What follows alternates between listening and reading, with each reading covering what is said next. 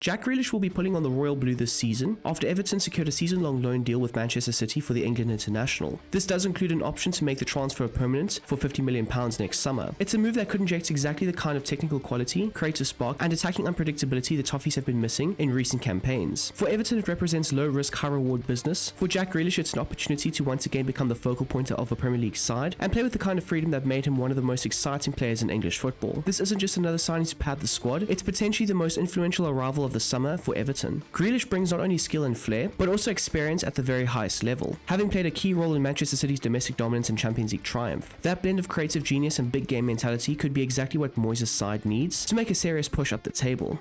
Now, David Moyes has largely preferred to play a 4-2-3-1 setup during his managerial career, and Grealish is expected to take up the central attacking midfield role, but with his own unique style. Rather than playing in a fixed traditional number 10 position, he will most likely operate as a wide classic number 10, where he'll be able to drift into the half spaces, receive the ball, and help dictate the play. The hybrid role allows him to combine the creativity of a central playmaker with the ball-carrying ability and positional fluidity that made him such a force at Aston Villa. From this position, Grealish will have the freedom to drop deep in order to help Everton progress the ball through the midfield, even when under pressure. He can also look to push wide and isolate himself 1v1 against opposition fullbacks, where his close control and body feints can open up space. And not to mention, he can also ghost into the box, where he can arrive late and finish off chances, adding an extra layer to Everton's goal threat. In transition phases, the English international's vision will be critical. When Everton win possession, he can quickly carry the ball forward, drawing defenders towards him before threading through balls into the striker's path, or releasing wingers into open space. His ability to commit multiple markers before playing a killer pass could be the difference maker in tight matches where Everton have to break down compact defenses. In slower attacking phases, Grealish becomes the orchestrator. He'll position himself between the opposition's midfield and defensive lines to pull the strings, using quick give-and-go passes, disguised through balls, and well-timed switches of play to change the point of attack. His natural tendencies to carry the ball will help Everton gain territory, while his intelligence in creating overloads all over the pitch will allow fullbacks to push higher without fear of being exposed. Moyes may also instruct him to overload the left-hand side along with the left back and winger, drawing opponents into that area before switching the ball quickly to the opposite flank, a move Grealish excels at. One of Grealish's most feared weapons is his elite ball-carrying ability. Few players in the league can glide past opponents with such deceptive changes of pace, where he uses close control to navigate tight spaces. This will be invaluable for his new team, who have often struggled to progress the ball through the thirds, especially against well-organized sides. His dribbling doesn't just move the team up the pitch, it forces opponents to foul him, which does lead to him winning dangerous free kicks in areas where Everton can capitalize with set-piece threats like James Tarkowski. Now, it should also be stated that Grealish is also an underrated goal threat. While his recent numbers at Manchester City were modest due to his more disciplined tactical role under Pep Guardiola, at Everton he'll have far more license to shoot from distance, drift into various areas, and arrive late in the box. His ability to strike the ball cleanly from the edge of the area forces defenders to step out, which in turn creates space for teammates making runs in behind.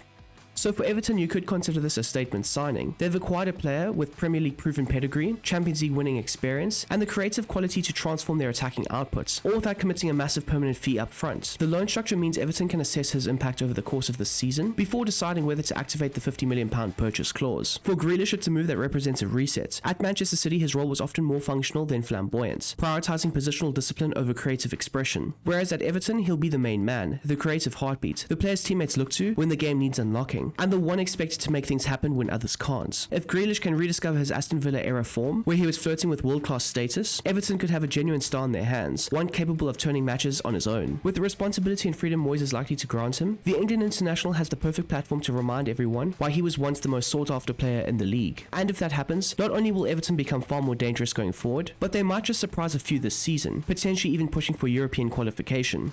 So there you have it, people. That is how Jack Grealish could possibly fit into David Moyes' tactics in FC25. I do hope you have enjoyed this video, and if you don't mind, smash that like button down below, whilst also subscribing to the various other platforms that I do have down below in the description. The links for that is all down there.